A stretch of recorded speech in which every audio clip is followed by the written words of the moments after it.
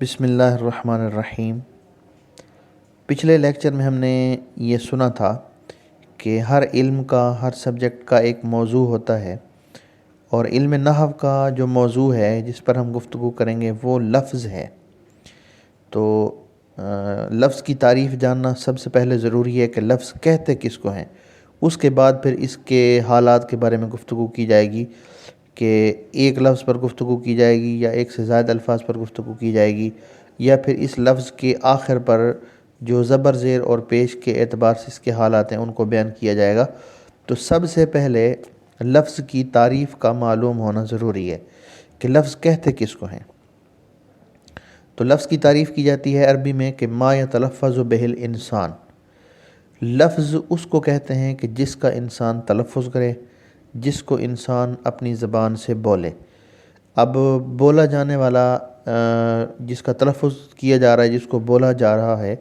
وہ ایک لفظ ہے یا وہ 10 لفظ ہیں یا جتنے بھی ہیں، ان کا کوئی معنی ہے یا ان کا کوئی معنی نہیں ہے، سمجھ میں آ رہا ہے نہیں آ رہا، بس زبان سے اس کا تلفظ ہو گیا ہے۔ خالی تلفظ ہو جانا، جس چیز کا بھی تلفظ ہو جائے اس کو لفظ کہا جاتا ہے، چاہے وہ ایک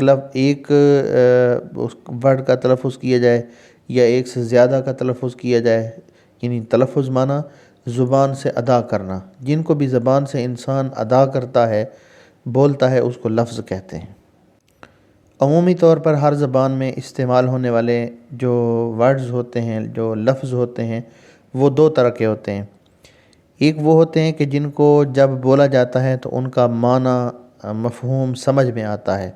اور ایک ایسا لفظ ہوتا ہے کہ جس کو جب بولا جاتا ہے تو اس کا معنی کوئی نہیں ہوتا، بس اس کو تکیہ کلام کے طور پہ یا لفظوں کو خوبصورت کرنے کے لیے یا بات کو بڑھانے کے لیے یا موقع کی ایک مناسبت سے ان کو بولا جاتا ہے، ان کا کوئی معنی نہیں ہوتا۔ تو اس اعتبار کو دیکھتے ہوئے لفظ کی دو قسمیں ہیں۔ ایک لفظ موضوع یا لفظ مستعمل، اس کی ہم تعریف کریں گے کہ ایسا لفظ کہ جس کا کوئی معنی ہو، یعنی با معنی لفظ ہو، با مفہوم لفظ ہو، جب بولا جائے تو سننے والے کو اس سے کچھ سمجھ آئے، تو ایسے لفظ کو، ایسے ورڈ کو لفظ موضوع بھی کہتے ہیں اور لفظ مستعمل بھی کہتے ہیں۔ دوسری قسم ہوتی ہے لفظ مہمل۔ یہ ایسا لفظ ہوتا ہے کہ جس کا کوئی معنی نہیں ہوتا، سننے والا جب اس لفظ کو سنتا ہے تو اس کو اس لفظ کو سننے کے بعد معنی سمجھ میں نہیں آتا۔ مثال کے طور پہ جیسے عمومی طور پہ کہا جاتا ہے جی آپ چائے وائے پئیں گے، آپ کھانا وانا کھائیں گے، تو یہ چائے، اس کے بعد جو وائے کا لفظ بولا گیا ہے یا کھانے کے بعد جو وانا کا لفظ بولا گیا ہے، تو اس طرح کے جتنے بھی الفاظ ہیں جن کو کلام میں استعمال کیا جاتا ہے، گفتگو میں استعمال کیا جاتا ہے، یہ سارے بے معنی الفاظ ہیں، مہمل الفاظ ہیں کہ جن کا کوئی معنی نہیں ہے۔ اب کھانا پینا، ان کا سمجھ آتا ہے بھئی کھانا ہوتا ہے، ایک پینا ہوتا ہے، لیکن کھانے کے ساتھ جو کھانا وانا، چائے وائے، اب یہ جو بعد میں ہم لفظ بول رہے ہیں ان کا کوئی معنی نہیں ہے، سننے والے کو اسے کوئی چیز سمجھ نہیں آتی، تو ایسے الفاظ کو مہمل کہا جاتا ہے۔ اب ہر ذی شعور بندہ، ہر عقل والا بندہ اس بات کو جانتا ہے کہ جس لفظ کا کوئی معنی ہی نہیں ہے تو اس سے گفتگو کر کے کچھ حاصل نہیں ہونا۔ تو نحو کا جو موضوع ہے جس پر ہم گفتگو کریں گے نحو میں، تو وہ لفظ موضوع یا لفظ مستعمل ہے کہ جس کا معنی ہوتا ہے۔ اب اس لفظ موضوع اور لفظ مستعمل کی پھر آگے ابتداً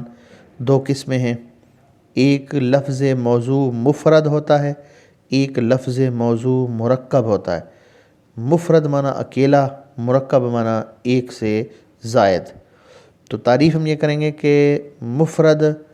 ایسا لفظ ہوتا ہے، ایسا اکیلا لفظ کہ جس کا کوئی معنی ہو، یعنی ایک لفظ ہو، بولنے والا جب اس لفظ کو بولے تو سننے والے کو اس ایک لفظ سے معنی سمجھ میں آ جائے، تو ایسے لفظ کو با معنی ہونے کی وجہ سے موضوع کہیں گے، اور ایک تعداد میں ایک ہونے کی وجہ سے اس کو مفرد کہیں گے۔ اور مرکب کی تعریف یہ ہوگی کہ مرکب وہ لفظ ہوتا ہے کہ جو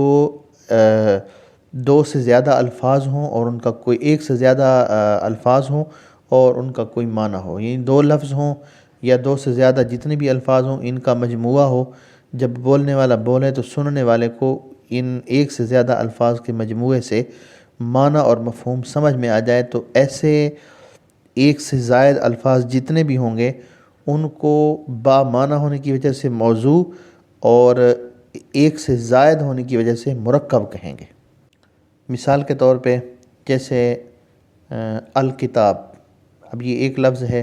اگر بولنے والا الکتاب کہتا ہے تو سننے والے کو سمجھ میں آ جاتا ہے بھئی کچھ پیجز ہوتے ہیں جن پہ لکھا ہوتا ہے اور اس کو ہم پڑھ کے فائدہ حاصل کرتے ہیں۔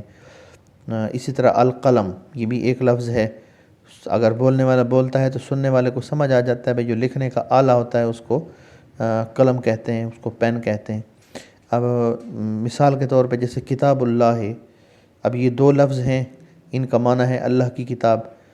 رسول اللہ، یہ دو ایک سے زائد لفظ ہیں، دو لفظ ہیں، ان کا معنی ہے اللہ کے رسول۔